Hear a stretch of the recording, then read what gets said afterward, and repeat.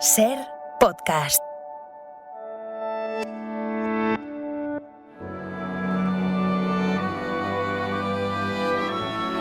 Aquí comienza Sucedió una noche colección, una antología del programa de la SER dedicado al cine clásico.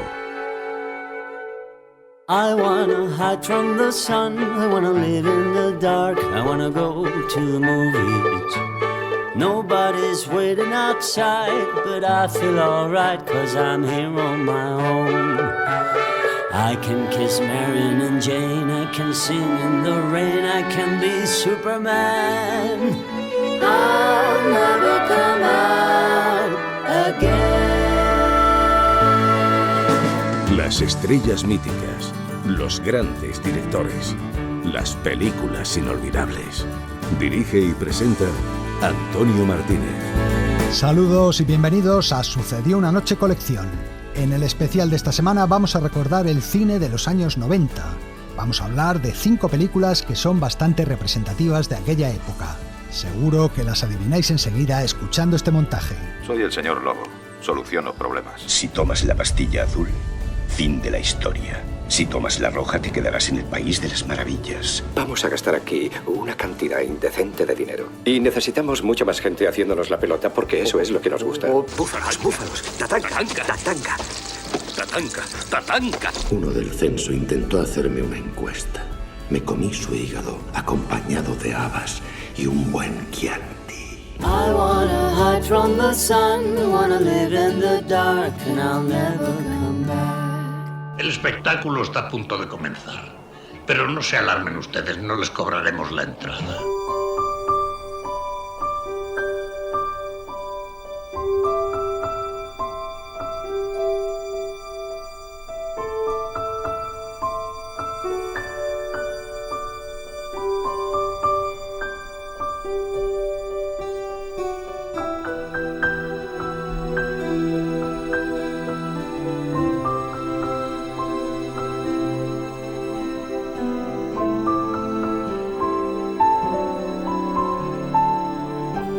Y comenzamos con Alan Silvestri y la música de otro de los títulos más representativos de esos años, Forrest Gump.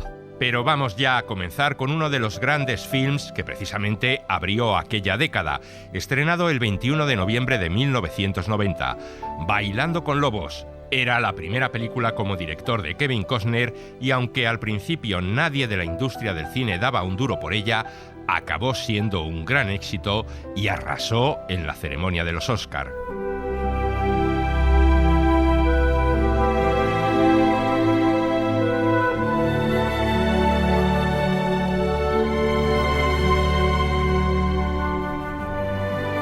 A finales de los años 80, Kevin Costner se había convertido en una de las grandes estrellas de Hollywood, gracias a películas como No hay salida, Los búfalos de Durham o esta otra. Elliot Ness, agente especial del Departamento del Tesoro. Señor Ness. Gracias, jefe. Los intocables de Elliot Ness. A Kevin Costner le llegaron incluso a llamar el nuevo Gary Cooper de Hollywood, pero él no se conformaba con ser únicamente una gran estrella de cine. Quería algo más. Así que estoy frente a un joven fatuo y decidido. Os concedo el título de caballero andante. Quería ser director y se había fijado en un guión que llevaba años circulando sin suerte por los estudios de Hollywood. Era la historia de un oficial de caballería de los Estados Unidos que después de la Guerra de Secesión deseaba escapar de la civilización para marcharse allí donde comenzaba el territorio indio. ¿Quién es el que baila con los lobos? De esta forma llaman todos ahora a ti. El que baila con los lobos. Así es, el guión se titulaba Bailando con Lobos. Kevin Costner convenció al autor del libreto, Michael Blake, para que lo convirtiera primero en una novela, ya que así tendría más posibilidades de llevarse al cine. Cuando se publicó el libro, Costner se hizo rápidamente con los derechos. Comenzaba así una aventura que no iba a ser nada fácil. Me pregunto, señor, ¿cómo voy a llegar hasta allí? Costner no tenía ninguna experiencia como director y la película requería rodar complicadas escenas de acción, manejar cientos de extras y trabajar con animales como lobos o búfalos. ¿Cómo es que no vemos ningún búfalo? Los búfalos son animales pestilentes y raros, ya lo creo. Puedes pasarte días sin ver ni uno o encontrarte un montón tupido como los rizos de una corista. Por si fuera poco, Kevin Costner pretendía que un 20% del film se hablara en Lakota, la lengua original de los indios Sioux, lo que a priori disminuía sus posibilidades comerciales. Pájaro guía quiere saber por qué tú, deseando luchar contra Pawnis, ellos nada han hecho a ti. Son enemigos de los Sioux. Lakota Kiwakten y la Pishnichayan.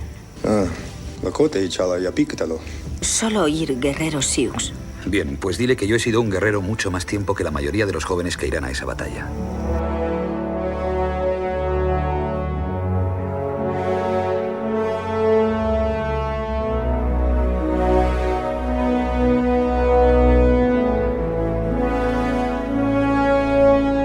Kevin Costner sería también el principal protagonista de la película. Yo soy John Dunbar. John Dunbar. John Dunbar. La casi desconocida Mary McDonnell interpretaría a la chica de la película, en pie con puño en alto, la india de la que se enamora el protagonista. Y el reparto también iba a incluir a varios actores de origen indio, como Grant Green o Wes Studi, y varias decenas de auténticos indios de la reserva Sioux de Dakota del Sur. El feroz, como yo le llamo, parece un hombre muy duro. Espero no tener que luchar nunca contra él. Me gusta enormemente el impasible. Es paciente y curioso. He llegado a la conclusión de que es un hombre de cierto peso entre su gente. Kevin Costner no quería un reparto con grandes nombres que distrajera al público de lo que él quería transmitir. Bailando con Lobos tenía un lado épico, pero sobre todo era una historia íntima, con tintes crepusculares y ecologistas, que dinamitaba las convenciones del western tradicional al convertir a los indios en los héroes del relato. Ha llegado el otoño y paso más tiempo con mis amigos. Hablamos todos los días, pero sé que Pájaro Guía se siente decepcionado conmigo. Siempre me pregunta cuántos blancos más van a venir. Yo le digo que lo más probable es que los blancos solo pasen por aquí y ya está. Les cuento verdades a medias. Sé que algún día serán demasiados, pero no puedo decirles eso. Sin embargo, los problemas no tardaron en llegar. El rodaje se fue retrasando y el presupuesto encareciendo. Muchos vaticinaban que la película iba a ser un desastre y la comparaban con La Puerta del Cielo de Michael Cimino, el gran fracaso comercial de principios de los 80. La prensa americana se refería a la película como La Puerta de Kevin. Tal como están las cosas, sería mejor dar media vuelta. Este es mi puesto. ¿Este es mi puesto? Este es mi puesto. ¿Este es mi puesto? Esta es como una cabra. Pero Costner no abandonó y puso de su propio bolsillo $18 millones para que la película pudiera rodarse.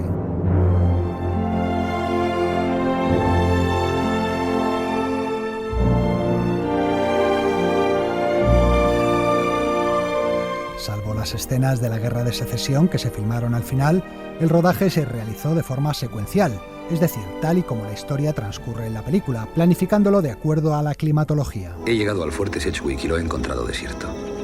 Esperaré a que regrese la guarnición o a que me llegue algún mensaje del cuartel general. El puesto está en condiciones deplorables. He decidido asignarme el servicio de limpieza que comenzaré mañana. En la película también tenía un papel importante una estrella de 4 patas. Hay un lobo que se muestra interesado por lo que pasa aquí. Viene cada tarde desde hace un par de días. Tiene 2 patas blancas como la leche. Si mañana vuelve a visitarme, le llamaré Calcetín. 2 lobos amaestrados se alternaban para ser calcetines, aunque solo uno de ellos tenía las patas blancas. Al otro no hubo más remedio que pintárselas. Pero sin duda, la escena más espectacular de la película es la cacería de búfalos. ¡Búfalos! ¡He visto búfalos! ¡Búfalos! ¡Tatanka! Sí. ¡Tatanka aquí, oblíguelo! ¡Tatanka aquí, oblíguelo! Kevin Costner rodó la escena durante 8 días y fueron necesarias 7 cámaras, un helicóptero, 10 camiones y más de 200 extras. El director consiguió el permiso para filmar a la manada de bisontes más grande que existía en Estados Unidos, con unos 3.500 ejemplares. El cantante Neil Young prestó a otros 2 domesticados de su propiedad para determinados planos y se construyeron 25 animatronics que simulaban a los animales que caen muertos por las flechas y las lanzas. La cacería duró 3 días. Perdieron media docena de potros y solo se lesionaron 3 hombres. Nunca había visto a un pueblo con tantos deseos de reír, con tanta devoción por la familia, con tal entrega mutua. Y la única palabra que acudía a mi mente era armonía.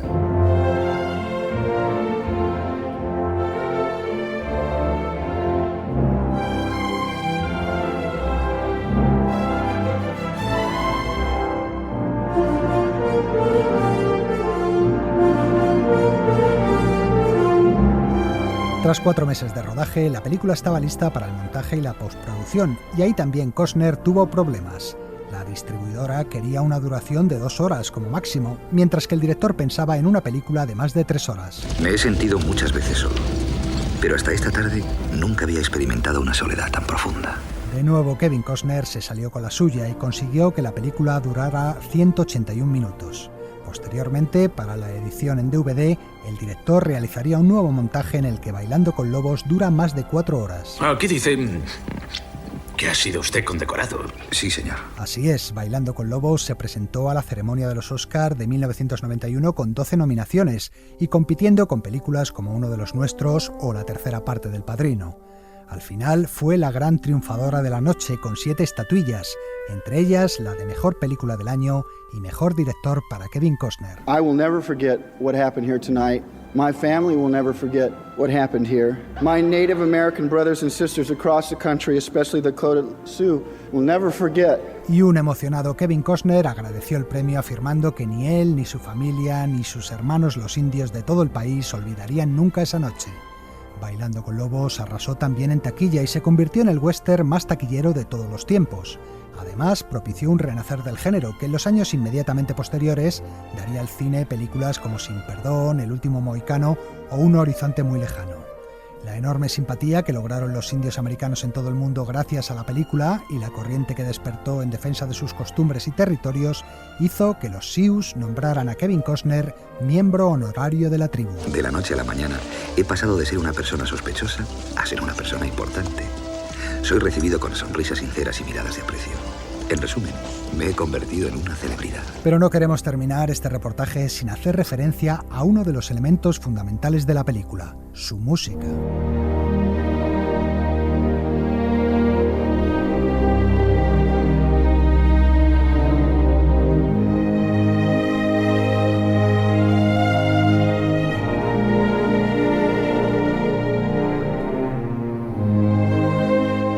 Ocasión le preguntaron al Papa Juan Pablo II cuál era su pieza de música favorita, y este respondió que era la banda sonora de Bailando con Lobos, una música que encontraba especialmente inspiradora, como la propia película que él entendía llena de valores humanos y religiosos. Cada día aquí parece acabar con un milagro, y sea quien sea Dios, le doy gracias por este día. Bailando con Lobos era también la banda sonora favorita de su compositor, John Barry. En un principio, Kevin Costner le pidió que compusiera una partitura épica, al más puro estilo de los clásicos del western, pero Barry le convenció de enfocar la música más como un drama que como una película del oeste. Las melodías debían salir del personaje protagonista, de su nobleza y de su transformación personal. John Barry. Bailando con Lobos es una película sobre el final del oeste. Hay un diálogo del mayor con Dunbar en el que se expresa claramente este hecho. Siempre he deseado ver la frontera. ¿Desea ver la frontera? Sí, señor. Antes de que no exista. Esa escena es la llave que explica de qué va todo. La música de Bailando con Lobos le valió al compositor el 5º Oscar de su carrera y significó su vuelta a la vida y al trabajo, ya que había pasado varios años muy enfermo, tras la ingestión de una sustancia dañina que le destrozó el esófago. No en vano, el disco editado como banda sonora está dedicado a los 3 doctores que le salvaron la vida.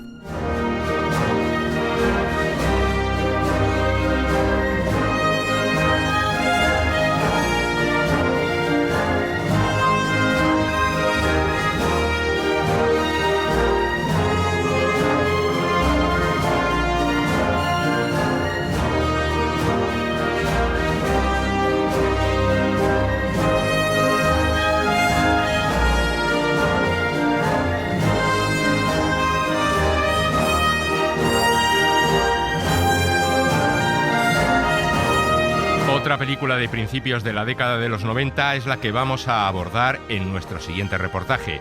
La dirigió Jonathan Demme, con Jodie Foster y Anthony Hopkins en los principales papeles. ¿Aún no sabéis de qué película os estamos hablando? Aún se despierta algunas noches, ¿verdad? Se despierta en plena noche y oye chillar a los corderos.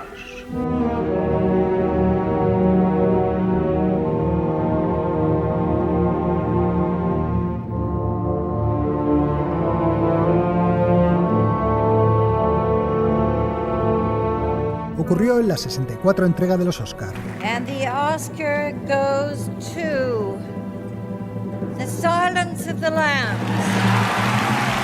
El silencio de los corderos se convertía en la primera película de terror de la historia en ganar el Oscar al mejor film. Era también la tercera que conseguía hacer pleno en las 5 categorías principales: película, director, actor, actriz y guión, algo que solo habían logrado Sucedió una noche de Frank Capra y Alguien voló sobre el nido del cuco de Milos Forman. Uno de esos 5 Oscar fue para Anthony Hopkins. Cuando Billy Crystal apareció con la máscara de Lecter al principio de la ceremonia, no pensé que fuera una premonición. Así que cuando Kathy Bates dijo mi nombre, me quedé de piedra. De verdad que no me lo esperaba. Hopkins en realidad solo aparece 25 minutos en pantalla y solo interviene en 8 escenas, unos números claramente de secundario, pero es que la interpretación del actor galés en esta película es de primera categoría, creando un personaje que se ha convertido en todo un mito. ¿Y de quién se trata? Del psiquiatra Aníbal Lecter. Aníbal el caníbal. En una encuesta del American Film Institute, Hannibal Lecter fue elegido el mejor villano de la historia del cine. No sabemos si la cosa es para tanto, pero lo cierto es que no hemos podido olvidarle desde que le vimos por primera vez en aquella prisión psiquiátrica de Pesadilla. Está al final, en la última celda. Manténgase a la derecha. El primer día de rodaje hice la escena en la que vemos a Lecter por primera vez y Jonathan me preguntó: ¿dónde quieres ponerte? ¿Sentado, tumbado, escribiendo?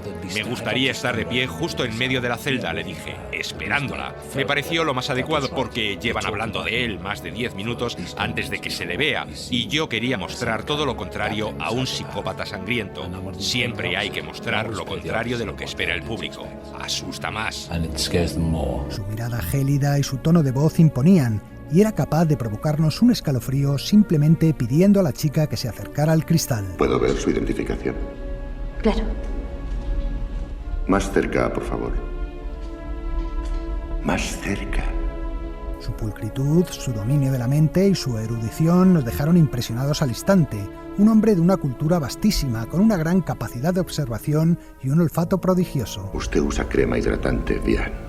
Y algunas veces se pone l'air du temps. Pero hoy no. Parece ser que Anthony Hopkins se inspiró para el personaje en un amigo suyo que nunca parpadeaba, y así ponía nerviosa a la gente. Lo que ven es a un caballero muy educado. Es como un gato, como ver a un gato antes de abalanzarse sobre su presa. Permanece muy quieto, no mueve ni un músculo, ni parpadea. Eso aumenta la tensión del público. Mostrarse comedido es mucho más efectivo. No necesitas poner caras raras. Hannibal Lecter nos seducía con su enorme clase, lo que colocaba al público en una fantástica dualidad. Por un lado, la fascinación que despierta el personaje.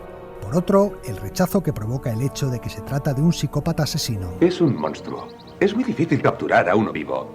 Desde el punto de vista científico, Lecter es nuestra pieza más valiosa.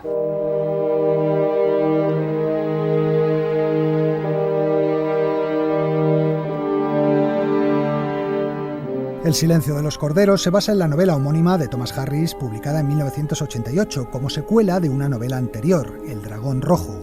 Esa primera novela ya fue adaptada al cine en 1986 en una película titulada Hunter, que dirigió Michael Mann.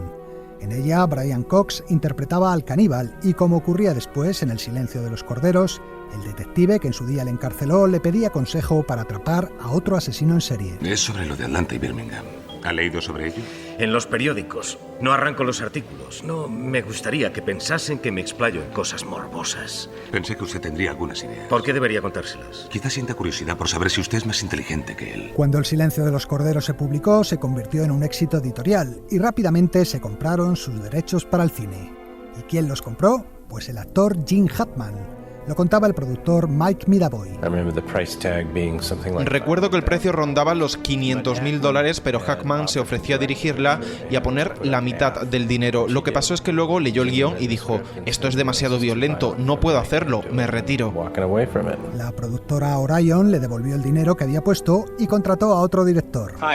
I'm Jonathan Demme. Sí, Jonathan Demme se hizo cargo del proyecto y eligió para el papel de Lecter al británico Anthony Hopkins. Jonathan Demme came over to see me in London and Jonathan Demme vino a verme a Londres. Le pregunté por qué me quería para el papel y me dijo que le había gustado mucho en El hombre elefante. Pero ese personaje era un hombre bueno, le contesté. Y me dijo: eso es lo que quiero para Lecter. Es un hombre bueno atrapado en una mente trastornada. Hannibal es ese personaje oscuro que acecha en el interior de todos nosotros.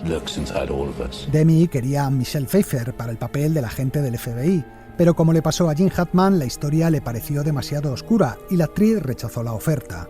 Entonces le enviaron el guión a la segunda opción que tenían, Jodie Foster. Dígame qué sintió al verlo, Clarice. Primero miedo, luego estímulo. La actriz hizo un trabajo espectacular. Me encantaron su fuerza y su carácter, todo aquello que la hace ser quien es, las cosas inconscientes, lo que la arrastraba hacia su destino. Creo que es una gran heroína americana, alguien cuyo sino es salvar a personas inocentes al tiempo que se enfrenta a sus miedos.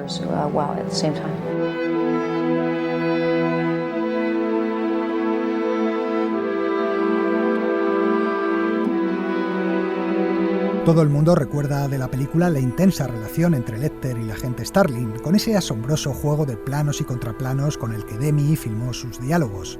Pero lo cierto es que tan solo compartieron 4 escenas en toda la película. Si la ayudo, Clarice, usted y yo nos turnaremos. Quid pro quo, yo le digo cosas y usted me dice cosas sobre usted. ¿Sí o no? Adelante. ¿Cuál es el peor recuerdo de su infancia? La muerte de mi padre. Hábleme de ello y no me mienta, o lo sabré. El director pidió a Anthony Hopkins que hablara siempre mirando directamente a la cámara cuando conversa con Jodie. Eso refuerza la sensación de su poder, de saberlo todo. Creo que es como hablarle directamente al espectador para que se sienta como Clarice. Así consigues una gran intimidad con el público. El tercer personaje principal de la historia era el asesino Buffalo Bill, al que perseguía el FBI. ¿Sabe por qué le llaman Buffalo Bill? Los periódicos no lo dicen. Porque arranca la piel a sus víctimas. El actor Ted Levine se inspiró en 3 psicópatas reales para crear su personaje. Leí mucho sobre Ed Gein y sobre Jerry Brados, psicópatas que desmembraban a mujeres y hacían lámparas con la piel y cosas así. El tercer asesino que le inspiró era el famoso Ted Bundy, conocido por usar un falso brazo escayolado para atraer a las mujeres hacia su camioneta. ¿Quiere que le ayude? ¿Lo dice en serio? Claro, veo que está herido. Sí. Lo he traído hasta aquí, pero yo solo no puedo subirlo a la camioneta. Bien, agarre por ahí. Suba a la camioneta y así lo empujaremos hasta el fondo. A lo largo de las 2 horas de metraje, Jonathan Demme y sus actores nos ofrecían un viaje lleno de terror, tensión y suspense, con algunas escenas realmente magistrales. El primer encuentro de la gente con Lecter, que ya hemos mencionado, la fuga de este... Puesto de mando. Han caído 2 agentes. Repito, Lecter ha desaparecido y va armado. O ese final aterrador en la mazmorra laberíntica en la que vive el asesino Buffalo Bill. ¡Catherine Martin! ¡Sí! ¡FBI! ¡Estás a salvo! ¿A salvo? ¡Una mierda! ¡Sácame de aquí! ¿Estás bien, Catherine? ¿Dónde está él? ¿Yo qué coño sé? ¡Sácame de aquí!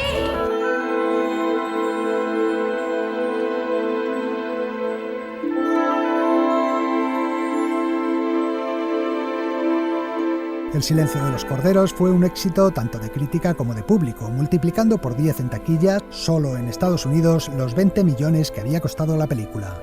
Luego llegó su coronación en los Oscar. Solo quería darle mi enhorabuena. Gracias, señor Crawford.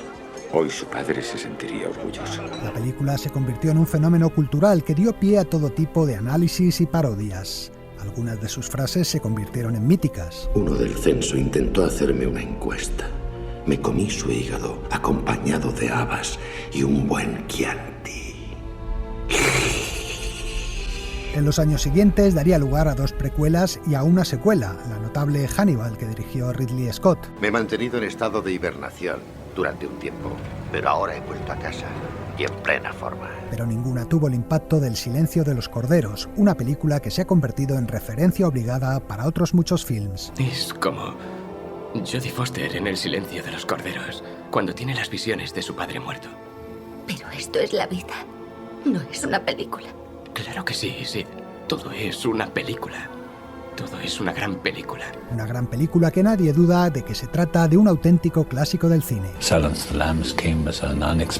El silencio de los corderos fue un regalo inesperado para mí. Veo El halcón maltés, Tener y no tener o El padrino y siento que pertenece a esa categoría.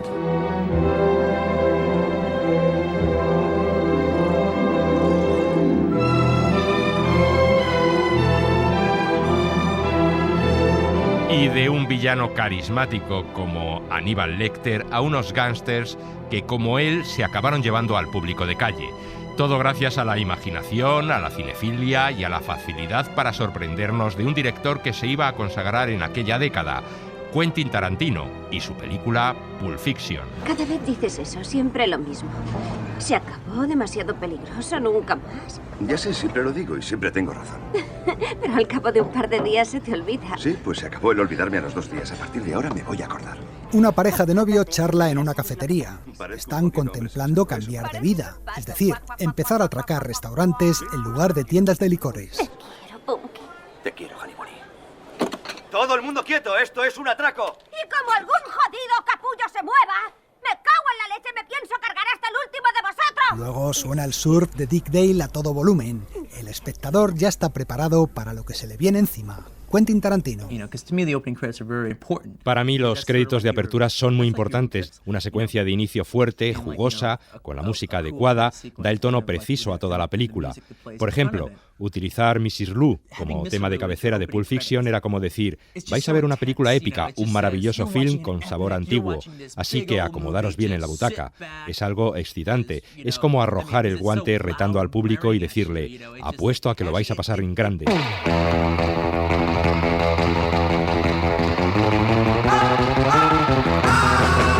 Quentin Tarantino se inspiró en los Pulp Magazines para crear las 3 historias que se entrelazan en Pulp Fiction.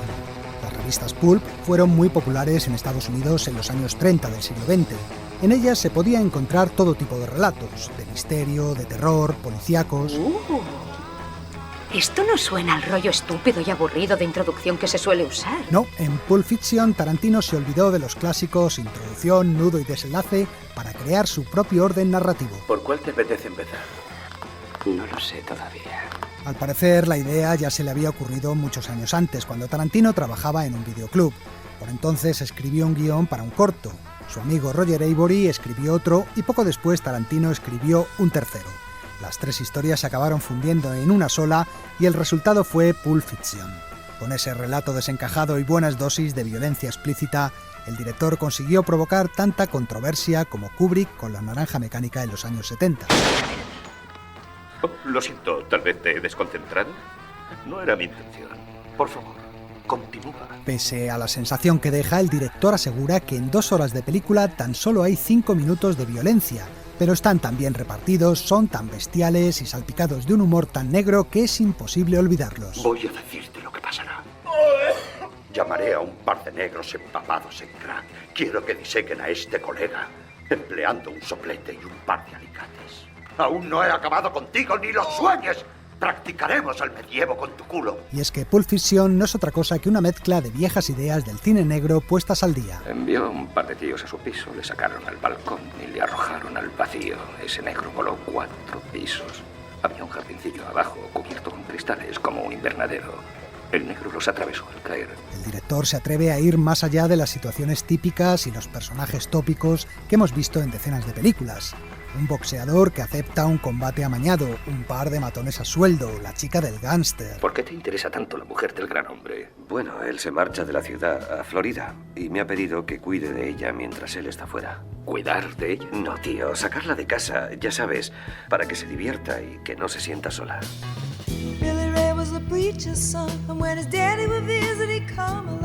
John Travolta, Uma Thurman, Bruce Willis y demás protagonistas dicen que no cambiaron ni una sola línea del guión porque estaban alucinados con la historia que les servía Tarantino.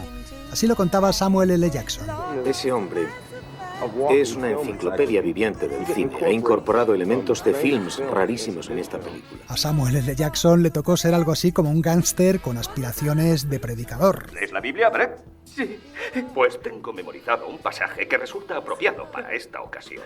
De Ezequiel 25:17. El camino del hombre recto está por todos lados rodeado por la injusticia de los egoístas y la tiranía de los hombres malos. Y a John Travolta, un gángster aspirante a bailarín. Damas y caballeros, ha llegado el momento que estaban esperando.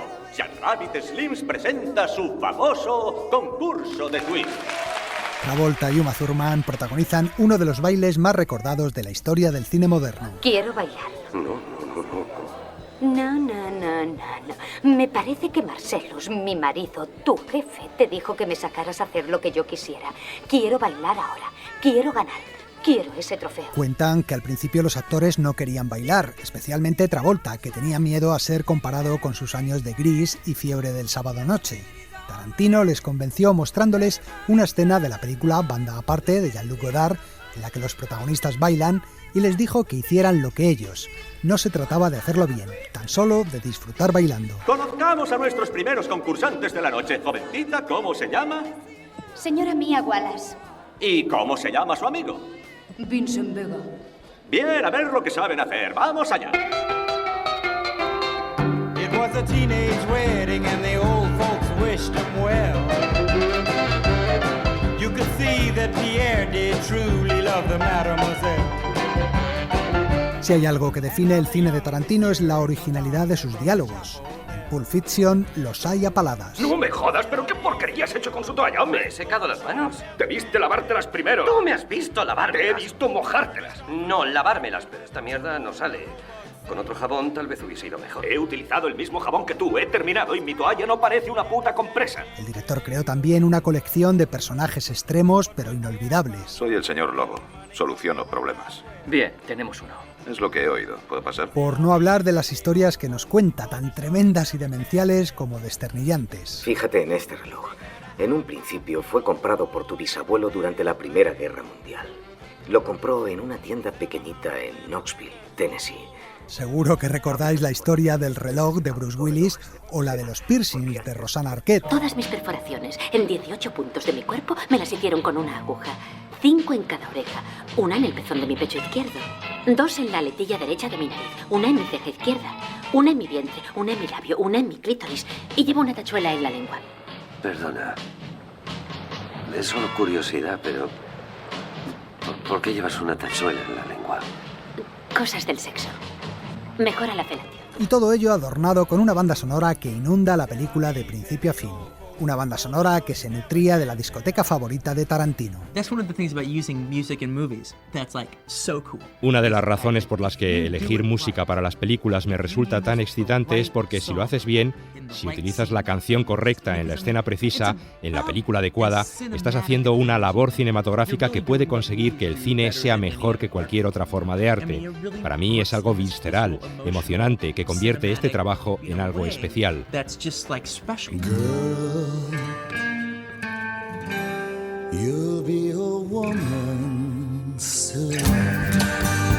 Pero los protagonistas de Pulp Fiction hacen algo más que matar a sangre fría, leer la Biblia y bailar el twist. Yo voy al servicio a empolvarme la nariz. Tú quédate aquí y piensa algo que decir. Tarantino no se cortaba un pelo y mostraba el consumo de drogas con todo lujo de detalles. Por si acaso, también nos ofrecía un cursillo acelerado de primeros auxilios. Vete a la nevera y trae esa cosa con la dosis de adrenalina.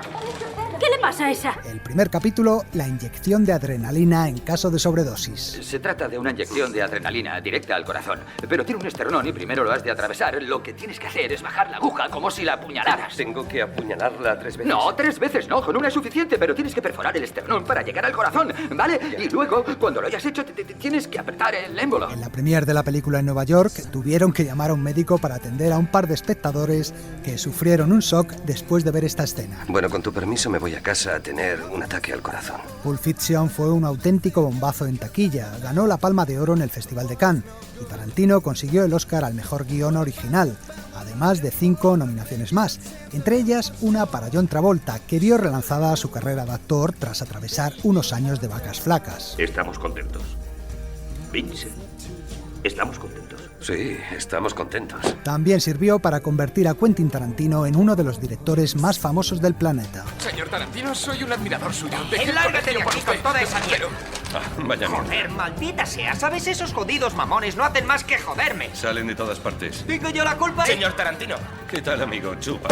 Reservoir Dogs, su primera película, había sido el aperitivo, pero con Pulp Fiction comenzaba de verdad el fenómeno Tarantino. ¿Y qué harás entonces? Me dedicaré a vagar por la tierra, eso es todo. ¿Cómo que vagar por la tierra? Ya sabes, como Kane en Kung Fu.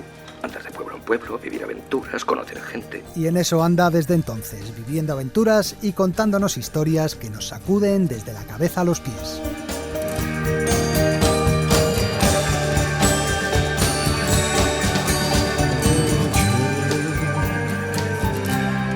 You'll be a woman, see. Vamos ahora con la comedia romántica por excelencia de la década. Hubo otras también memorables, pero ninguna caló tanto entre el público como esta, Pretty Woman.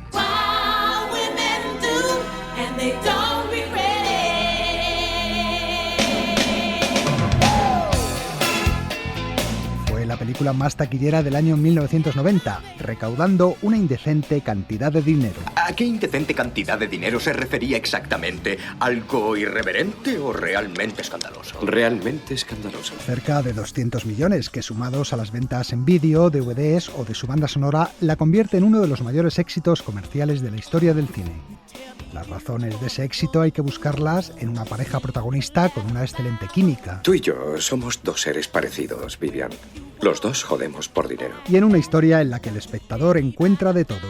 Risas, algunas lágrimas, romanticismo y un poco de acción, gracias a un guión con aire de cuento de hadas. Putanieves y el príncipe.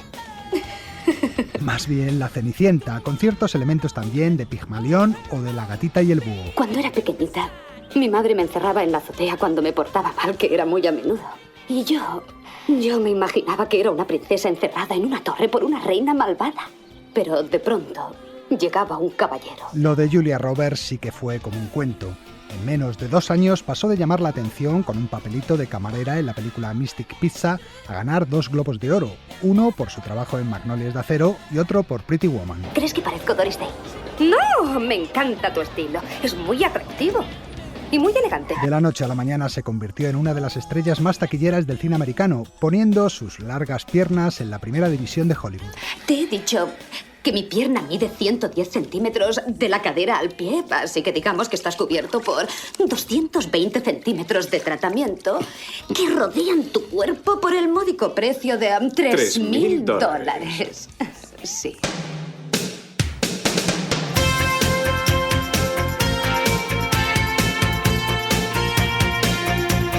Pretty Woman también marcó la reaparición de Richard Gere. Yo no había planeado esto. ¿Es que lo planeas todo? Siempre. El actor no estaba atravesando su mejor momento por entonces, pero gracias a la película volvió a recuperar su carisma y su tirón en taquilla. Edward es nuestro soltero favorito. Todas tratan de pescarle. Pues yo no trato de pescarle, solo le utilizo para el sexo. Richard Gere desplegaba todos sus encantos en la película e incluso nos mostraba lo bien que toca el piano con una pieza que él mismo compuso e interpretó en el film. No sabía que tocaras el piano. Solo para desconocidos. Al principio el guión de Pretty Woman era totalmente distinto. Era un dramón en el que Julia Roberts interpretaba a una prostituta enganchada a la cocaína. Carlos me ha vendido una mierda de primera y yo les he invitado. No puedo creer que compraras droga con nuestro alquiler, ¿pero qué te ha pasado?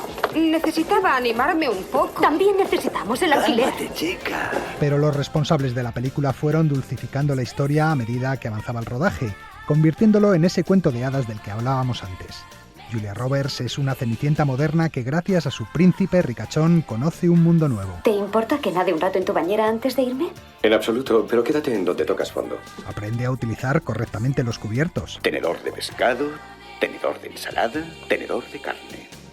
El que más conozco es el de la ensalada. Los demás cubiertos son un poco liantes. Está bien, si se pone nerviosa, cuente las púas. O a disfrutar de la ópera. ¿Le ha gustado la ópera, querida? Por poco me meo de gusto en las bragas. ¿Qué? Dice que la música de la Traviata la embriaga. Por cierto, ¿os acordáis del traje rojo que Julia luce esa noche y de las joyas que Richard Gere le regala?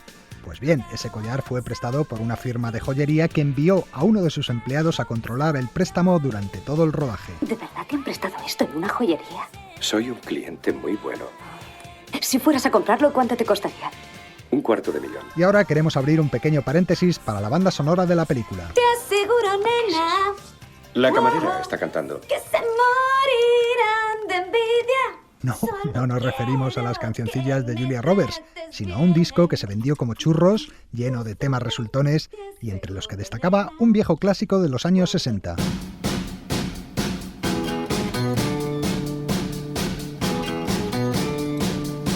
La canción de Roy Orbison había sido un éxito en 1964, permaneciendo 18 semanas en los puestos altos de las listas de singles. Curiosamente, los Beatles fueron testigos del momento en el que Orbison compuso la canción, ya que en 1963 realizaron juntos una gira por Gran Bretaña. Paul McCartney. Hacíamos la gira en autobús y Roy se sentaba siempre en la parte de atrás. Un día escribió allí Oh Pretty Woman y nos la cantó. A todos nos pareció estupenda. ¡Guau! ¡Qué canción! Eso nos picó porque había cierta rivalidad entre nosotros y teníamos que escribir una canción tan buena como la suya. Oh Pretty Woman enseguida se convirtió en un estándar de la música americana. Y fue ese precisamente el motivo por el que fue elegida para dar título a la película. Algo ni muy llamativo, ni muy sexy. Clásico, ¿entendido? Jerry Marshall, director de Pretty Woman. La productora Disney nos dio a elegir entre 3 canciones: Lady is a Tramp, She's a Lady y Pretty Woman. Elegí esta última y fue un acierto. Desde el momento en que anunciamos el título, el público sabía lo que le esperaba y eso ayudó mucho a la película. Creo que es muy útil tener el nombre de una canción muy conocida como título de tu película. Es cierto, el tono optimista de la canción contagia al espectador. Da igual que la letra sea en inglés. Lo entenderás, ya verás cómo lo entiendes. La música tiene mucha fuerza. También fue un acierto no situar la canción al principio de la película, como es costumbre. Priscilla Mead, la montadora, no quería poner la canción al principio, sino en un momento clave de la película, el momento en el que Julia cambia su imagen. Fue un toque maestro porque contribuye a que el público se alegre por la chica. Yo hago películas para que la gente se divierta y al público realmente le encantó esa escena. La canción suena de fondo en una escena en la que Julia Roberts compra varios vestidos en una tienda de Rodeo Drive. Luego pasea por la calle con su nueva imagen mientras todos los hombres se vuelven a mirarla, tal y como dice la canción de Roy Orbison. Finalmente entra en la tienda en la que el día anterior no quisieron atenderla y se venga de la dependienta. Oh, ¿se acuerda de mí? No, lo siento. Estuve ayer aquí y usted no quiso atenderme. Oh, Trabaja a comisión, ¿verdad? sí.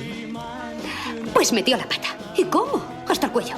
Adiós, me voy de compras. Por eso todavía hoy en día son muchos los que al escuchar la canción sienten un impulso salvaje de ir de compras. Te dejo sola. Ella tiene mi tarjeta. ¿Le ayudaremos a usarla, señor?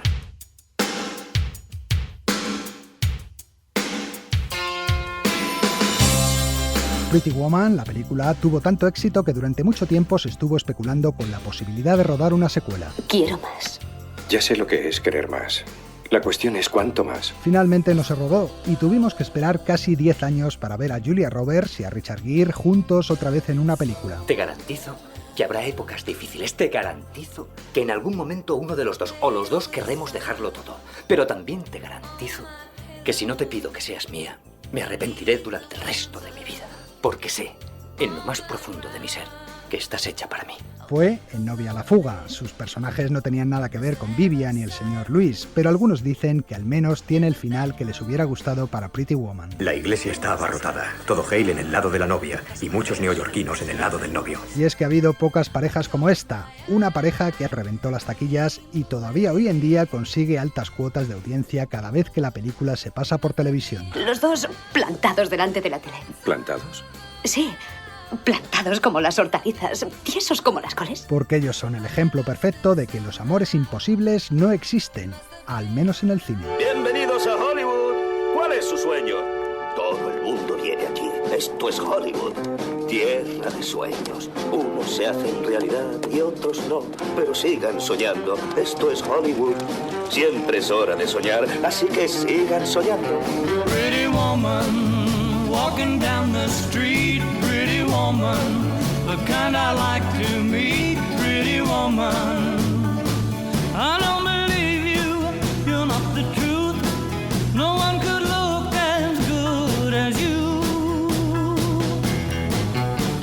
Mercy. El último reportaje que os traemos hoy gira en torno a una película que revolucionó los efectos especiales, arrasó en las taquillas y se convirtió en una cinta de culto para millones de espectadores. Matrix. Vamos a recordarla contándoos una docena de curiosidades sobre ella que quizá no conozcáis. 1. El personaje de Neo. Brad Pitt y Leonardo DiCaprio eran los primeros candidatos para el papel, pero ambos rechazaron la oferta porque no estaban dispuestos a entregar un año de su vida a una sola película.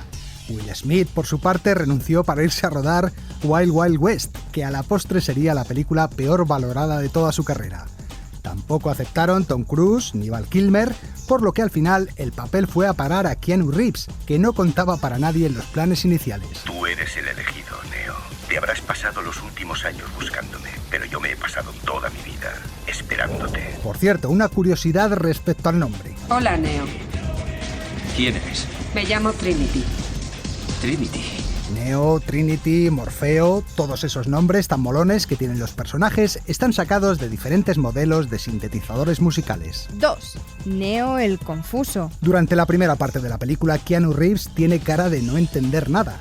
Más aún, en los primeros 45 minutos de metraje solo pronuncia 80 frases, de las cuales más de la mitad son preguntas. Es la pregunta la que nos impulsa, Neo. Es la pregunta la que te ha traído aquí. 3. El personaje de Morfeo. Como habrás imaginado, yo soy Morfeo. Es un honor conocerte. No, el honor es mío. Lawrence Fishburne tampoco fue la primera opción. Las Wachowski le ofrecieron el papel a Sean Connery primero, pero este devolvió el guión diciendo que no había entendido ni una palabra. 4. El tobillo de Carrie-Anne Moss. Durante el casting de la película, Carrie-Anne Moss, en su papel de Trinity, sufrió una caída y se torció el tobillo. Todo el mundo cae la primera vez. ¿Verdad, Trinity? La actriz temía que por ello no le dieran el papel y no dijo nada a nadie. De esta forma, acabó rodando toda la película con sus muchas escenas de acción, lesionada y con fuertes dolores. Vamos, Trinity. Tienes que hacerlo. ¡Arriba! En cambio, y quizás sea un ejemplo de discriminación machista, Hugo Weaving se lesionó en una pierna el primer día de rodaje. En el examen médico descubrieron que tenía un pólipo y que debían operarle. Así que, en vez de sustituirle por otro actor, dejaron sus escenas de acción para el final del rodaje, cuando ya estuviera recuperado. Nunca envíes a un humano a hacer el trabajo de una máquina. 5. Aumentando el presupuesto. La Warner no estaba muy entusiasmada con el guión de Matrix y solo aprobaron un presupuesto de $10 millones, lejos de los 80 que pedían las Wachowski. Lo que hicieron entonces las directoras fue gastarse casi todo ese dinero en el rodaje de la primera escena de la película. No hay tiempo, tendrás que buscar otra salida. ¿Hay más agentes? Sí. Maldita sea. Concéntrate, Trinity. Puedes conseguirlo. De acuerdo. Corre.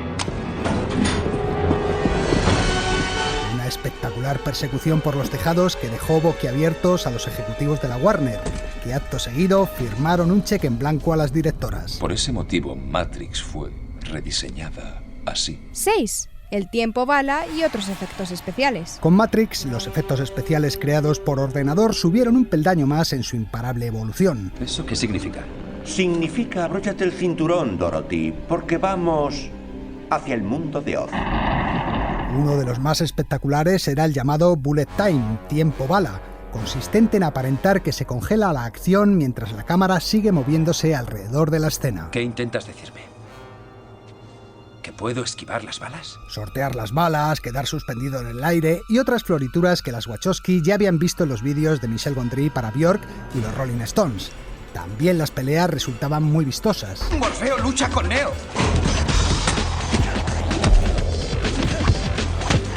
Una mezcla de diferentes artes marciales con saltos espectaculares. Tanque, carga el programa de salto. Los actores se pasaban el día colgados como marionetas. Keanu Reeves. Fue realmente divertido. La mayor parte del tiempo tenía un cable sujeto a la espalda y luego estaba una máquina hidráulica que me impulsaba 8 o 10 metros en el aire. La parte más divertida era caer, porque una vez que la máquina te lanza, el cuerpo sigue subiendo y el cable queda destensado y cae sin sujeción unos 3 metros, y tú solo esperas que los cables se vuelvan a tensar.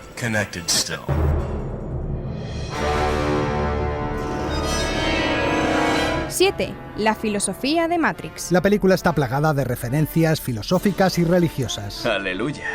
Me has salvado, tío. Eres mi Jesucristo particular. Neo es el elegido, el Mesías que va a salvar el mundo, y Morfeo, el dios de los sueños encargado de despertar a los hombres de su letargo virtual. La chica es Trinity, es decir, Trinidad. La nave se llama Nabucodonosor, como el rey babilonio, y la ciudad de Sion es el nombre místico de Jerusalén. ¿Sion? Si la guerra acabara mañana, sería en Sion donde se celebraría. ¿Es una ciudad? La última ciudad humana. Además, hay referencias al mito de la caverna de Platón, a Alicia en el País de las Maravillas, a las distopías, el vampirismo... Joder.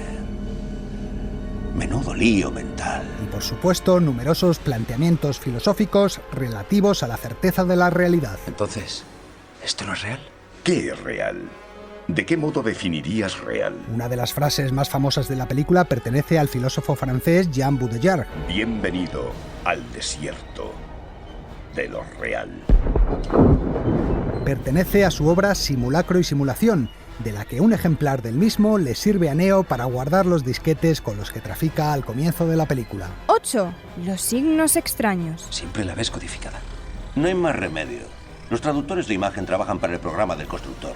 Llegas a acostumbrarte. Yo ya ni veo el código. Solo veo una rubia, una morena, una pelirroja. La pantalla desde la que los rebeldes controlan a los infiltrados en Matrix tiene una serie de signos extraños.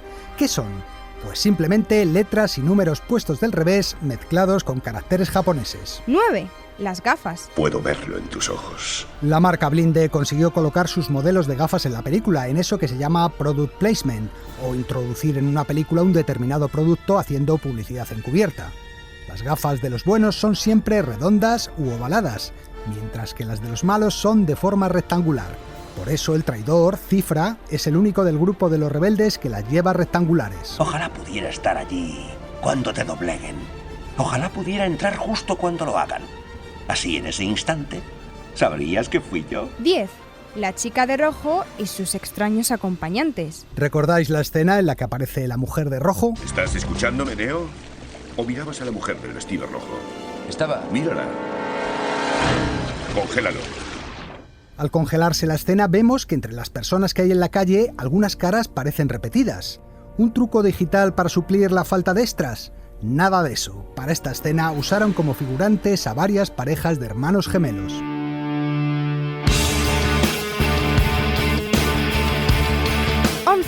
La influencia de Matrix. La película tuvo una gran influencia en campos como la publicidad, la moda o los videoclips. Acordaros, por ejemplo, de Rafael vestido como Neo en el vídeo de Maldito Duende, o de los Estopa homenajeando la película en el de Cacho a Cacho. Te colaste en mi ordenador. ¿Cómo lo hiciste? También, por supuesto, tuvo una enorme influencia en los videojuegos, por no hablar sobre cómo afectó a algunas personas en particular. ¿Alguna vez has tenido la sensación de no saber con seguridad si sueñas o estás despierto? Sí, alguna vez. En 2002, una mujer fue hallada no culpable por motivos de salud mental tras haber asesinado a su casero en Ohio. Un año más tarde, otro chico que había matado a sus padres recibió un veredicto similar.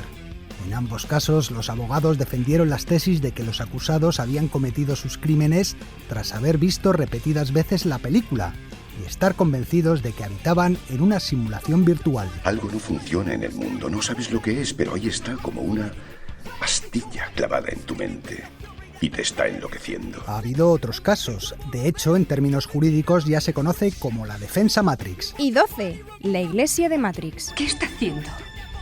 Está empezando a creer. Como hace unas semanas os contábamos acerca del Gran Lebowski, Matrix es otra de las películas que cuentan con una religión a su medida. El culto se llama matrixismo y su símbolo sagrado es el ideograma japonés para el color rojo, en homenaje a la pastilla de ese color. Sus seguidores celebran su festividad el 19 de abril, aniversario del descubrimiento del LSD, y es que la iglesia de Matrix considera el uso de sustancias alucinógenas y psicotrópicas como un sacramento. Libera tu mente. Como veis, Matrix ha acabado siendo mucho más que una película. Por desgracia, no se puede explicar lo que es Matrix. Has de verla con tus propios ojos.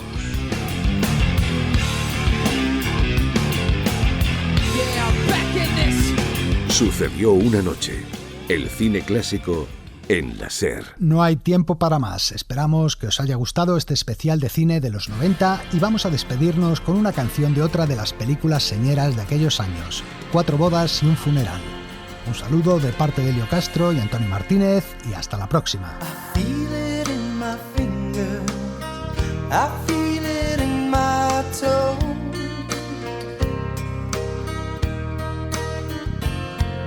Love is all around me, and so the feeling grows.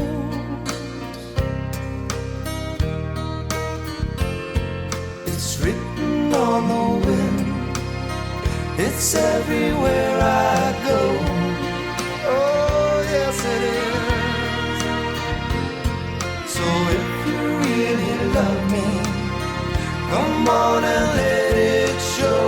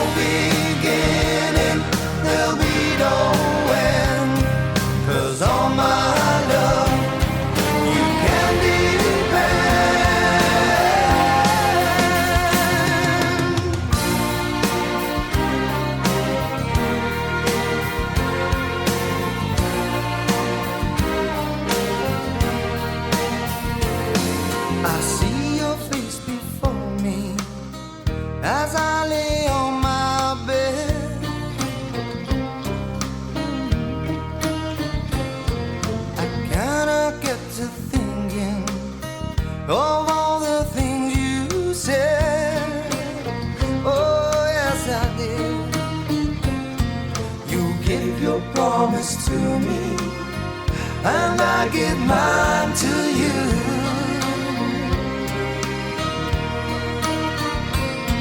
I need someone beside me in everything I do.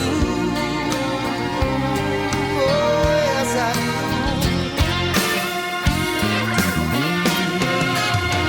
You know I love you, I always will. My mind's made up by the way that I feel. There's no beginning, there'll be no end. 'Cause on my love, you can depend. Gotta keep it moving.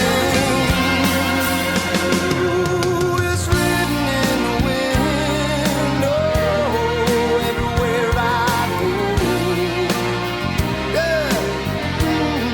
Well, so if you really love me, love me, love me, come on and let it show. Come on and let it show. Come on and let it show. Come on and let it show. Come on and let it show. Come on and let it show.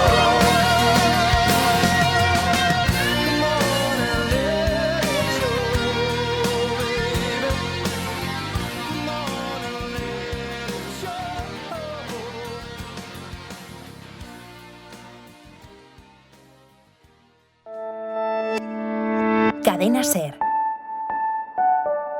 La radio.